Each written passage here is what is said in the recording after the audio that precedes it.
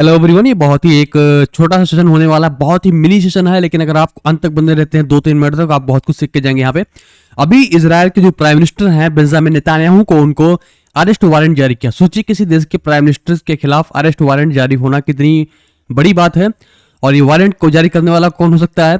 ये है international court of justice, जिसने वारंट जारी किया है क्योंकि इसके ऊपर आरोप लगा है कि इन्होंने वार क्राइम्स किया है, फिर क्राइम्स अगेंस्ट ह्यूमैनिटी किया है इन गाजा और या फिर फलस्तीन में। इसका काम क्यों किया गया? क्योंकि इजराइल की जो मिलिट्री एक्शन गाजा पे हाल ही में हुई, उसी के चलते हुआ है। छोटी सी एक फोटो है। और अगर हम गाजा की बात करें यानी फलस्तीन की बात करें, तो फलस्तीन एक तरह का देश है। उसमें गाजा एक स्ट्रिप, एक छोटा सा एरिया है, और फलस्तीन को जो ऑपरेट करता है वो हमास करता है। हमास एक बहुत ही कंट्रोवर्शियल ट्रिकी टॉपिक है, क्योंकि हमास यूएस, ठीक है, यूरोपियन यूनियन और यूके इस तरह के देश इसको और कनाडा इसको मानते हैं टेररिस्ट ऑर्गेनाइजेशन, जबकि ये वहां फलस्तीन में बेसिकली एक तरह के एक लीडरशिप की तरह कार्य करता है। वहां पे चुनाव जीत चुका है, वहां पे शिक्षा प्रोवाइड करता है, वहां पे हेल्थ केयर प्रोवाइड करता है और इजराइल से भी लड़ता है। हमास का उद्देश्य है कि पूरा का पूरा गाजा, फलस्तीन और इजराइल को लेकर खुद का साम्राज्य स्थापित करेगा। और ह्यूमैनिटेरियन केसेस बहुत ज्यादा हुई थी, डिस्ट्रक्शन बहुत ज्यादा हुआ था गाजा में, क्योंकि इजराइल के जो डिफेंस फोर्सेस थे उसने अटैक किया था हमास के खिलाफ और उसमें बहुत सारे नुकसान हुए थे। तो उसमें आईसीजे का सिंपल कहना यह है कि जो चार्जेस है वो रीजनेबल है। वहां के जो डिफेंस मिनिस्टर है गैलेंट है, उन्होंने क्रिमिनल रिस्पॉन्सिबिलिटी उनको दी गई है, यानी कि इनका जिम्मेदार बताया गया है वहां के डिस्ट्रक्शन के लिए।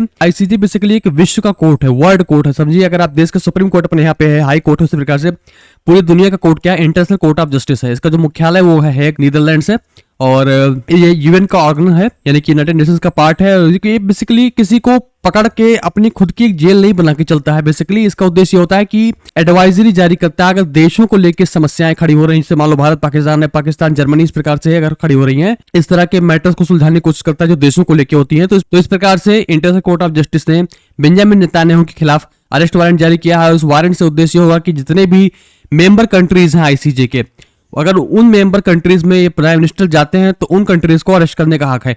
वो बात अलग है कि अरेस्ट करे या ना करे, क्योंकि जो एक्चुअल पॉलिटिकल सिनेरियो होती है वो जिस तरह से आदेश दिए जाते हैं वैसे कार्य नहीं होती है। लेकिन जबकि इजराइल और यूनाइटेड स्टेट्स आईसीजे का मेंबर नहीं है, ये यूएन से जुड़ा हुआ ऑर्गेनाइजेशन है। इजराइल की जो कैपिटल है वो जेरूसलम है, करेंसी क्या है? न्यू शेकेल है, और जो यहाँ की संसद है उसको बोलते हैं नेसेट। इस प्रकार से इसको याद रखेंगे। इजराइल की बात करें और इजिप्ट की अगर बात करें, तो सपोज ये इजिप्ट है, इजराइल है, तो इसमें जो बॉर्डर होती है यहाँ पे एक बहुत इंपॉर्टेंट बॉर्डर है, उसका नाम है रफा बॉर्डर है। यहीं से गाजा पट्टी के लोग भी, इजराइल के लोग भी इजिप्ट में आते जाते रहते हैं।